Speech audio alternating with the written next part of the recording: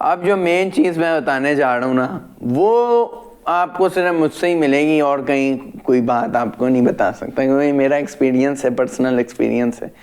अच्छा, उसमें क्या है चीज़, मैं जब पेपर अटैम्प्ट कर रहा था ना, तो मैंने एक चीज़ अपनी रखी थी कि मैंने पहली बार, क्योंकि जब हम ओ लेवल्स में अटैम्प्ट करते हैं तो जो OCR शीट होती है उसमें हम जो है वो डालते हैं, पेंसिल से मार्क करेंगे, सारे जो सर्कल्स हैं उनको फिल करेंगे, इन सर्कल करेंगे पेंसिल से। अब यहाँ पे पेन करना था पहली दफ़ा, तो मैंने जो है वो अपना एक पॉइंट बनाया कि मैं इसको ऐसा करता हूँ कि जब 10 क्वेश्चन कर लूँगा ना, जब मैं एक बायोलॉजी है, जैसे फर्स्ट मैंने बायोलॉजी अटैम्प्ट किया, और ये भी एक बात याद रखें कि सबसे पहले उस चीज़ को अटैम्प्ट करना है जिस पे आप समझते हैं कि इजी है।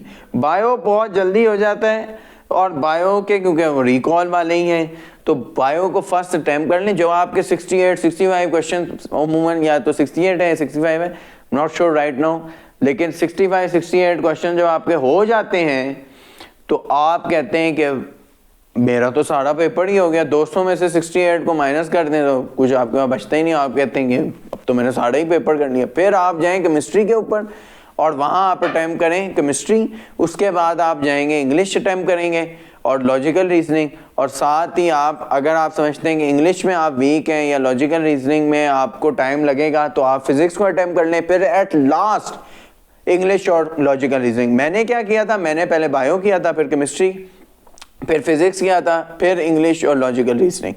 जब एट लास्ट मैंने इंग्लिश के, और मैं जो क्वेश्चन जो मुझे डिफ़िकल्ट लग रहे होते थे, जिसमें मुझे लगता था कि मुझे ज़्यादा टाइम लगाना पड़ेगा, उनको मैं सर्कल कर लेता था। मैं कहता था अभी मैं इनके जो मुझे नंबर दिए मैं OCR शीट पे उनको फिल नहीं करूँगा पेन से, जब तक कि मैं फॉर श्योर ना हूँ कि यही इसका आंसर है। जहाँ मुझे आंसर श्योर होता था कि भाई ब्रेन का ये पार्ट है, अमाइक डाला, ये चीज़ है, तो मैं उसको, जैसे वो आ गया बैक्टीरिया का नाम आ गया फिशनसोनी, से कितना साइज है भाई 600 माइक्रोमीटर, और कंफ्यूजन में अपने आप को डालने की जरूरत ही नहीं।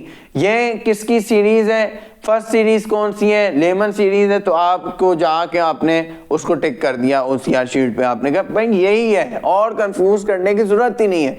फर्दर अपने दिमाग को जानबूझ के इन चीज़ों में फंसाना कि नहीं इसका तो आंसर दूसरा भी हो सकता है, यहाँ आपके क्वेश्चन हो जाते हैं गलत। मिसाल के तौर पे इंग्लिश में आपको पता है कि भाई सेमी कॉलन ही लगेगा, सेमी कॉलन लगेगा, हाफ बात मतलब हो गई है, इसकी थोड़ी बहुत एक्सप्लेनेशन दी हुई है, तो सेमी कॉलन नहीं लगेगा।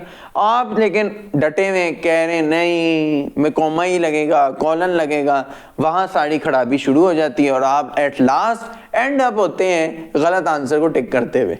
ये चीज़ें हैं कन्फ्यूजन, आपको पता है। और जो चीज़ MD कैट में क्योंकि सारा रिकॉल है, रिकॉल सबसे पहले बहुत तेज़ी से आपके अंदर आपको आता है। मिसाल के तौर पे मिल्क इजेक्शन कौन करेगा, तो ऑक्सीटोसिन करेगा, लेकिन आप बैठे हुए आप कह रहे हैं नहीं प्रोलैक्टिन नहीं, वो तो प्रोडक्शन के अंदर काम आएगा। तो लेकिन आपने क्या काम करना है, आप ऑक्सीटोसिन को जो है वो टिक करेंगे, भाई मिल्क इजेक्शन और ऑक्सीटोसिन, और इसमें निमोनिक्स भी आपकी मदद कर सकते हैं, तो आप उसको जाकर टिक कर देंगे, ठीक है।